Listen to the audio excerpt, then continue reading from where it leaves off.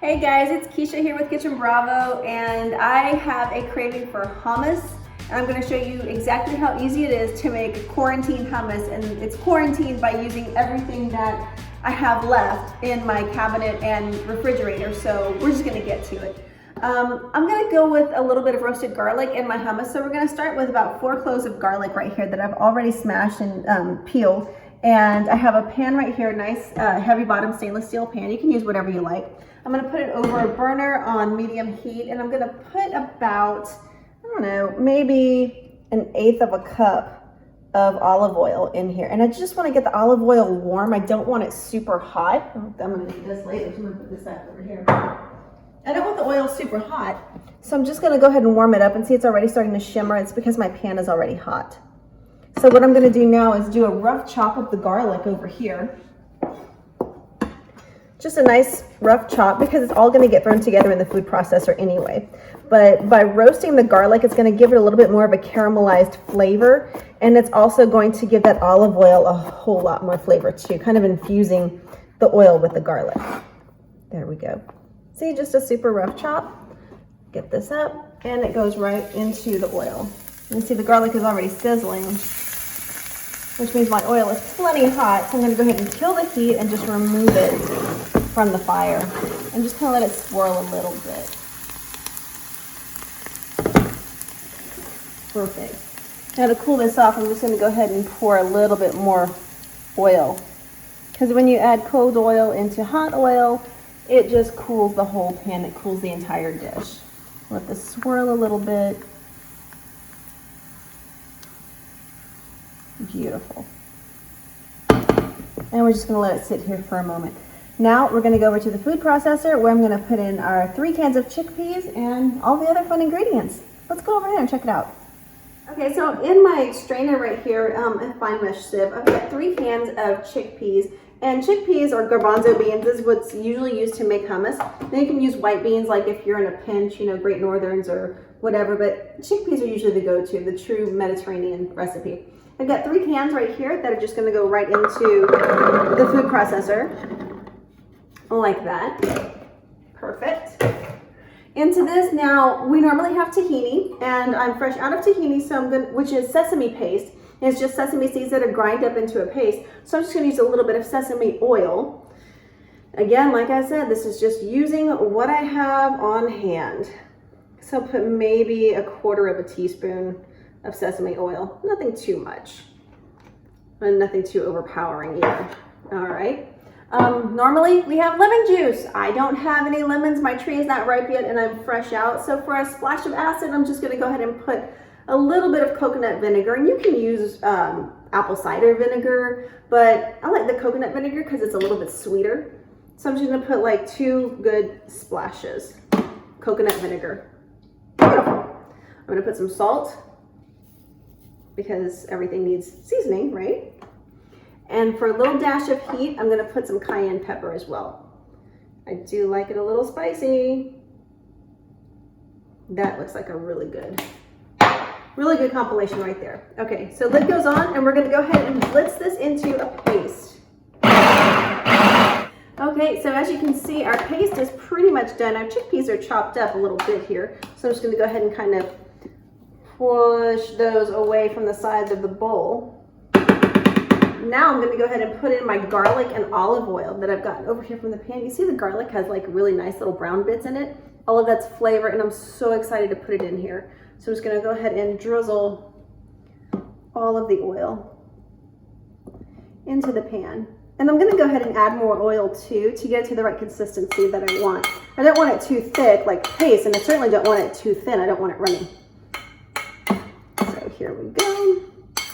And that garlic is going to impart so much flavor. Roasted garlic hummus really is one of my favorites. So I've got that in there. Lid goes back on, and we're going to go ahead and pulse it and puree it and get it to the consistency we're looking for. So here we go. Okay, lid comes off. Mix it up just a little bit more. Very good. Okay, it's still really thick. Now comes the fun part where we're going to slowly drizzle in olive oil, just like we were making mayonnaise. So Oops. Make sure that you're properly attached, locked and loaded. It's pretty tasty. I'm going to open up the feeding tube here, just this little narrow guy. Have my olive oil ready. And while the processor is running on high speed, I'm going to go ahead and start drizzling in my oil until I see the consistency change.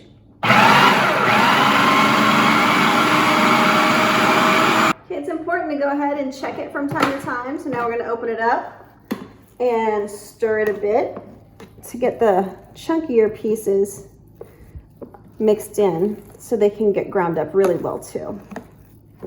Okay. It's also a good excuse to taste your food as you go. I'm digging the spice. I'm really digging that sweetness of the oil. All right, here we go.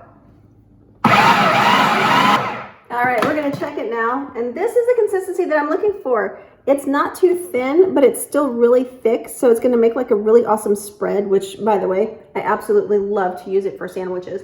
It just gives it more of a texture and a more full kind of feeling to it. It does need a little bit more salt, so I'm gonna go ahead and put just another sprinkle of salt in here. And you know me, I like spicy, so if you want a little more spice, go with just a little bit more cayenne. Not too much. Give this one more whirl just to get it mixed. And now we're ready to serve it. So what I'm gonna do from here is simply give myself a little more room to work. I'm gonna go ahead and just take my bowl off. And I'm gonna take my blade out. Super thick, super, super thick. There it goes. I'm just gonna go ahead and pour it into my bowl.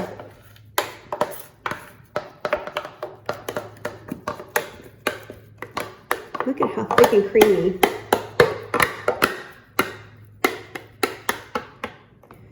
This is wonderful. So this is a really cool traditional Mediterranean kind of snack.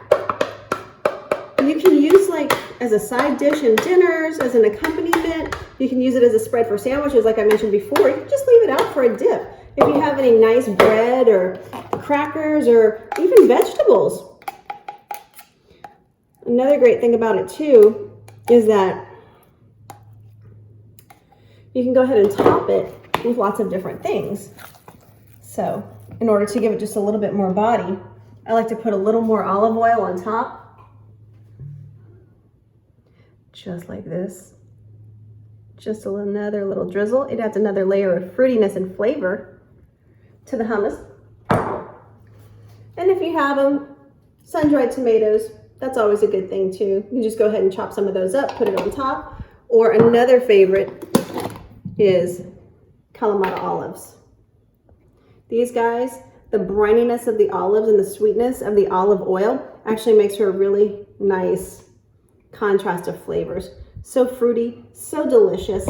As a matter of fact, I'm just gonna go ahead and get right into it. So if you get little pieces of fresh flatbread like this, you can just go ahead and tear it up into pieces. Set it all alongside the bowl here. Some fresh parsley can be nice too, a really pretty garnish. And there you have it, a really great, entertaining appetizer that's really satisfying, really smooth, and so delicious. Okay guys, that is hummus whenever you don't have all of the exact ingredients for hummus, but still equally as delicious, equally as flavorful, and equally as satisfying. Guys, for more, tune into Kitchen Bravo. We'll see you later. Buon appetito.